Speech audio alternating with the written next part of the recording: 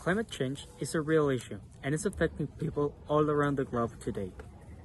It is affecting us in many different ways, such as health, extreme weather, water security, agriculture and food, and even our economy. These problems affect all of us.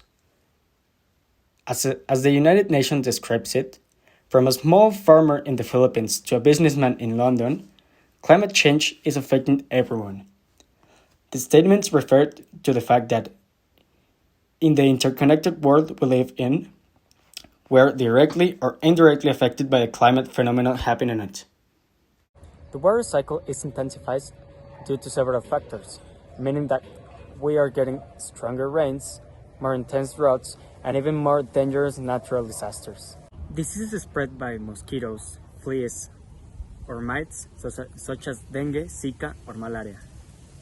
These insects will see their geographic range grow as the climate rises. Getting food on our table is getting significantly harder, as it requires for stable weather conditions to maintain and harvest our food. The Researchers Fund says that if warming continues at recent rates, it could shift 3 to 6 percentage points of the country's gross domestic product by the century's end.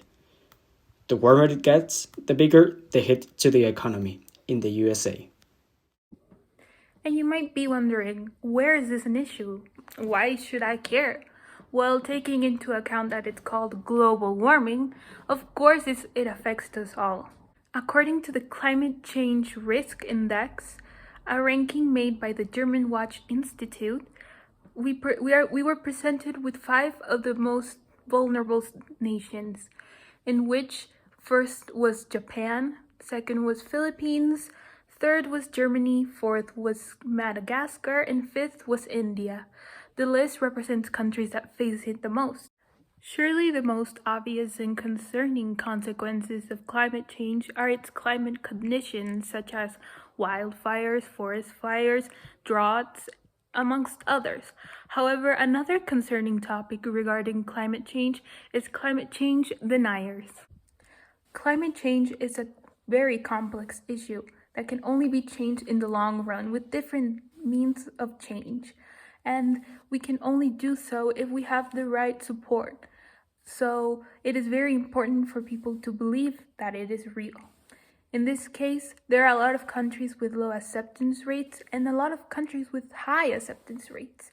This is the acceptance rate by continent. Africa has a 61% approval that it is a very serious problem.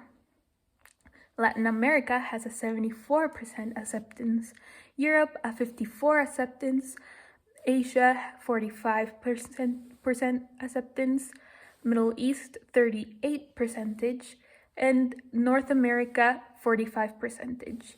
A very important thing to unpack here is that the 2 countries that emit the most greenhouse gases, that being China and United States, do have the most low acceptance of global warming.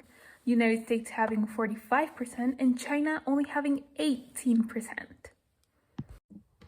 Having all of these percentages in mind, the global acceptance of climate change is 54%. And people that do think climate change is harming people now is only 51%. And how concerned people are that climate change will affect their own country is 40%. Just like in the book Enlightenment Now by Steven Pinker, we tend to overestimate the fact that we won't suffer through something like climate change.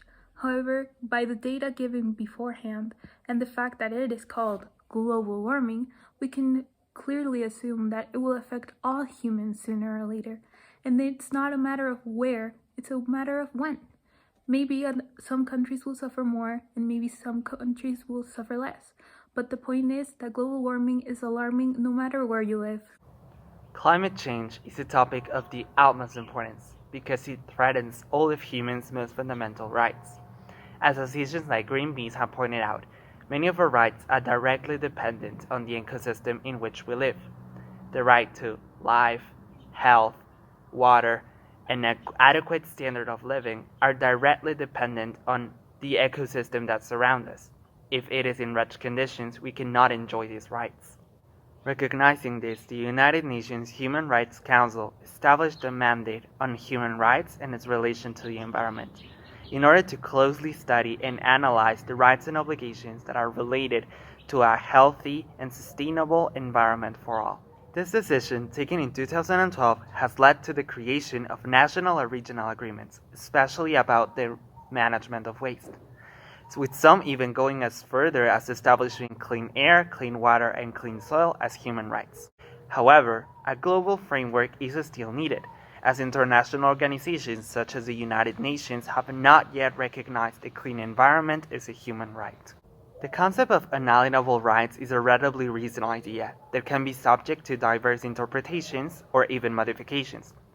For that reason, the importance of environmental protection should not be regarded solely on it being a human right or not, but rather on the undeniable effects it has on human lives and how it can be a threat to humanity if it is not addressed properly.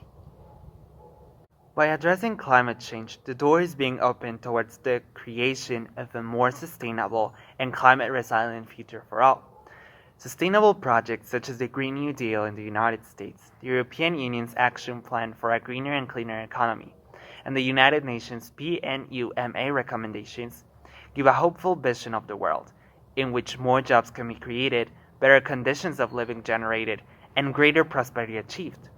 All these while reducing greenhouse gas emissions, which are the main cause of global warming. Summarizing, climate change threatens to undo part of the progress that has been done in recent decades. In order to live a prosperous and good life, a harmonious and clean environment is imperative. For that reason, climate action should be at the core of national policies, and it should be regarded as a global priority.